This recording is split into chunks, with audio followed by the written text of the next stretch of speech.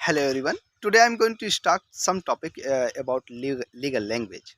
Legal language में जैसे कि हम लोगों ने आधा जो लीगल मैगजीन यूज होती हैं वो लॉ ऑफ टार्ट से ज़्यादातर हम लोगों को देखने के लिए मिलता है। जैसे हम लोगों ने दोस्तों एक मैगजीन पढ़ी होगी, वायलेंट नॉट फिट इंजूरिया।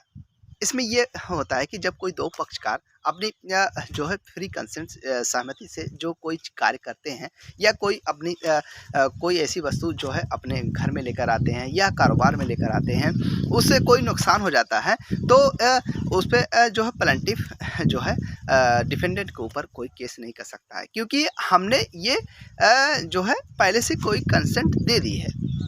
तो इसमें जैसा कि नाम से ही विदित है, वायलेंट नॉट फिट इंजूरिया एक वर्ड आ गया, वायलेंट नॉट फिट इंजूरिया। जैसे फिट ही नहीं बैठता है, जो हम क्लेम लगा रहे हैं वो फिट नहीं बैठता है। तो इस वजह से जो है हम we cannot suit any file, if we suit file in the court we cannot receive for compensation, we cannot go against for defendant. फिर वायलेंट नॉट फिट इंजूरिया में एक वर्ड आया होगा दोस्तों, एक्ट ऑफ गॉड। जैसे होता है एक्ट ऑफ गॉड, वो होता है कि जैसे we can control put your hand, we cannot control, we cannot any one cannot control for nature activity, यानी प्रकृति के जो है नियम को हम जो है कंट्रोल नहीं कर सकते हैं, ये इम्पॉसिबल होता है। इसी को बोलते हैं act of God. Act of God भी आ गया। फिर उसके बाद जो है दूसरा एक आता है जनरल डिफेंस। जनरल डिफेंस जैसे कोई अपने डिफेंस में अपनी जो है रक्षा करने के लिए जो डिफेंस लेकर आते हैं। डिफेंस का मतलब सुरक्षा और समय की सुरक्षा। For example anyone so the gun and told you I will shoot you, but you have, आप जो है अपनी जान को बचाने के लिए कुछ तो करेंगे ही, तो उसके बचाने के लिए जो क्रियाएं की जाती हैं उसको जो है जनरल डिफेंस के अंतर्गत आता है। फिर उसके बाद जो है दोस्तों आते हैं एक आता है स्टैट्यूटरी अथॉरिटी। स्टैट्यूटरी अथॉरिटी में भी हम कोई क्लेम नहीं कर सकते हैं। स्टैट्यूटरी अथॉरिटी जो पब्लिक वेलफेयर के लिए किया जाता है, गवर्नमेंट के कार्यों में हम कार्य जो है विघ्न नहीं डाल सकते हैं, वो एक स्टैट्यूटरी अथॉरिटी आ गया। एक आता है वो दोस्तों नेसेसिटी। नेसेसिटी जो आवश्यक हो, जो लोगों के जीवन जीने के लिए जो चीज़ें आवश्यक होती हैं उसको we can control it, we can go against this necessity. एक दोस्तों आता है इनवर्टेबल एक्सीडेंट।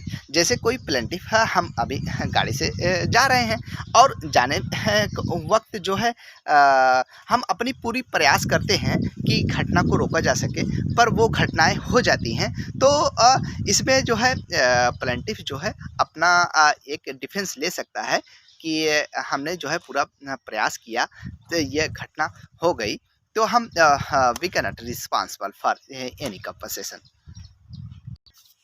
इसको बोलते हैं इनवर्टेबल एक्सीडेंट।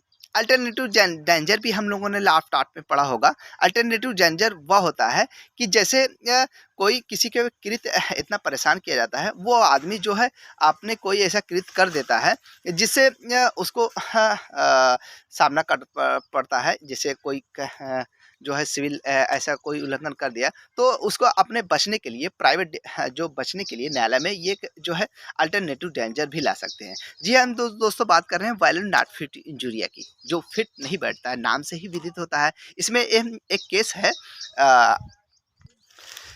केस है दोस्तों पद्मावती बनाम दुर्गा नयका 1975 ACJ 222 का। इसमें इस केस में ये हुआ था कि जैसे एक गाड़ी पर जो है लोग बैठते हैं और बैठने के बाद उनका जो कोई चक्का उक्का जो है निकल के जो है एक्सीडेंट के रूप धारण कर लेता है।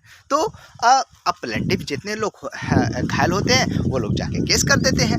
तो जो डिफेंडेंट रहता है वो एक डिफेंस लेता है, violent not fit injuria sir, हम we cannot responsible because we have given already consent, जो पहले से हमने इनको कंसेंट दे दी है। आप गाड़ी पे बैठे तो आप खुद जिम्मेदार होते हैं। एक केस है, मुझे याद नहीं आ रहा है, कि जैसे वाटर स्विमिंग पूल होता है, उसमें ऊपर से कोई छलांग लगाता है। अब ऊपर से छलांग लगाया और उसको गिर गया, हाथ पर टूट गया, तो जाके केस कर दिया, जो वाटर पार्क का जो मालिक था उसके ऊपर केस कर दिया। तो उसने कहा कि महोदय ये तो जानते थे और हमारे प्राइमिसेस में आए हैं तो ये फ्री कंसेंट दे दिए हैं, तो so we can not responsible any compensation. और इसी तरीके से जैसे एक और आया था केस,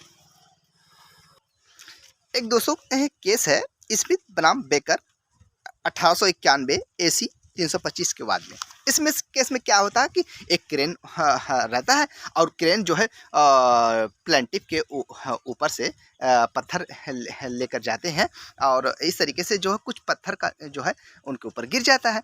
अब वो जब गिर गया उसके ऊपर जो कारखाने में काम करने वाले हैं तो उनके ऊपर गिर गया, तो जो डिफेंडेंट आपने जो है यही रूल अप्लाई किया violent not fit to injury, so we can not responsible any compensation you have given already consent. इस तरीके से जो है। और एक और केस आता है, और दूसरा केस आते हैं दोस्तों हैनिस बनाम हारवुड 1935 KB 146। इस केस में क्या होता है कि एक कोई बच्चे रहते हैं और जो है एक कोई घोड़ा गाड़ी रहती है और उसको जो अच्छे से बांधा नहीं रहता है और उसमें जो है कुछ बच्चे रहते हैं तो उसको जो कुछ ऐसे कर देते हैं कि वो घोड़ा जो है भागने लगता है रोड पे। अब जो है वहीं पे उपस्थित जो है पुलिस सुरक्षा के लिए दौड़ती हैं और पुलिस जो है उसमें घायल हो जाते हैं। तो इस तरीके से जो है वहाँ पर भी आया वायलेंट नॉट फिट टू इंजूरिया। यह दोस्तों मैं बात कर रहा हूँ वायलेंट नॉट फिट टू इंजूरिया की। इसमें जो है प्लेंटिफ जो है कोई क्लेम लगाते हैं तो वो सूट करते हैं तो उसका कोई मतलब नहीं निकलता। अगर वायलेंट नॉट फिट टू इंजूरिया सिद्ध हो गया, ये कोर्ट में भी जस्ट कोर्ट जो है रीजनेबल काज देखकर उसको जो है डिसाइड करती है कि इनको जो है कंपनसेशन दिया जाना चाहिए कि नहीं दिया जाना चाहिए। एक नेक्स्ट मैगजीन दोस्तों इसी में आती है, क्या नाम है उसका, आउडी अल्ट्रम पैटर्न AUDIALTRAMPATEM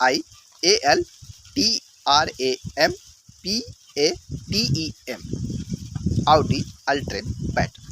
इसमें क्या होता है कि किसी को गलत तरीके से हम कोई सूट फाइल तो अगर यदि करते हैं तो दूसरे पक्ष को भी सुनवाई का मौका दिया जाना चाहिए। उसके अकॉर्डिंग जो है न्यायपालिका हमारी जो है डिसीजन लेने के लिए जो है अपना निर्णय सुनाती है।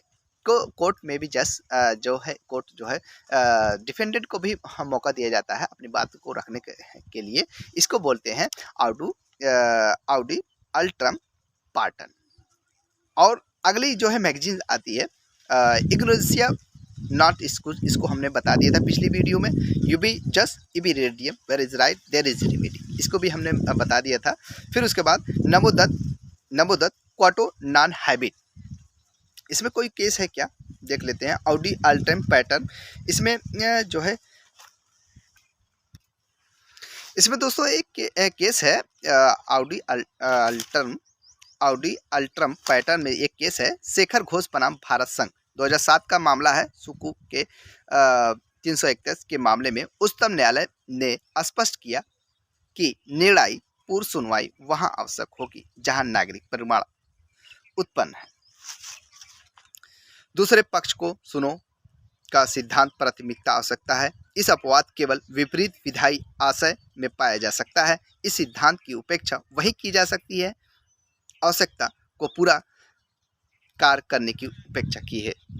आपात में अपवर्जन, अत्यंत महत्वपूर्ण लोकहित मामलों में अपवर्जन, विश्वसनीयता के मामलों में अपवर्जन, अकादमी विनिश्चय संबंधी मामलों में अपवर्जन, अव्यवहारिता के आधार पर अपवर्जन, अंतर्गत निरोधात्मक कार्रवाइयों में अपवर्जन, विधायी कार्यों में अपवर्जन। लास्ट मैगजीन आती है नमोदत्त, क्या नाम है, नमोदत्त कोड नॉन हैबिट NEMODATQUOD कोड NON नॉन HABET। इसमें आते हैं notice section 27 of the Indian Sales of Goods Act 1930 based on a doctrine which rests under subject to provision on this act of any other law of the time being force where goods sold person who is owner thereof does। इसमें जो हमको ये दोस्तों मिलता है कि sales of goods act में हम लोगों ने दोस्तों पढ़ा होगा कि जैसे कोई विक्रय, जैसे हमने ठेले पे कोई केला खरीदा और केला जो है उसको केले वाले को पैसा दिए और केला वाला ने जो है ठेले पे ऐसे रख दिया। अब उसके बाद कोई बंदर उठा ले गया, तो ये समझिए कि हम उसके ऊपर क्लेम नहीं कर सकते हैं। अब उस चीज़ के मालिक हम हो गए, जिसने केला खरीदा वो मालिक हो गया। अब उसकी रिस्पॉन्सिबिलिटी बनती है। जैसे कि हम लोगों ने दोस्तों पढ़ा होगा फाइंडर ऑफ गुड्स एक्ट, जो कॉन्ट्रैक्ट लॉ में सेक्शन 71 में फाइंडर ऑफ गुड्स जो पढ़े हैं, तो फाइंडर ऑफ गुड्स जो है एक्चुअल ओनर होता नहीं, उसको रिटर्न करना पड़ता है। रिटर्न करने में जितने भी खर्चे आते हैं हम जो है जो एक्चुअल ओनर से हम रिसीव कर सकते हैं सेक्शन 71 के अंतर्गत। ये इसमें नमोदत्त जो क्या है नमोदत्त को नॉन हैबिट, इसमें यही चीज़ें आती हैं कि जो पड़ी हुई चीज़ें, मान लीजिए कोई यहीं पर हमने पड़ी हुई चीज़ें अगर पा गए हैं तो हमारी एक रिस्पॉन्सिबिलिटी ये बनती है कि उसको वापस लौटा देना चाहिए। हम आप उसके एक्चुअल ओनर के लिए जो हम अपने पोजीशन में नहीं ले सकते हैं, जो सच में ओनर है वही उसका जो है पोजीशन में लिए जाना चाहिए।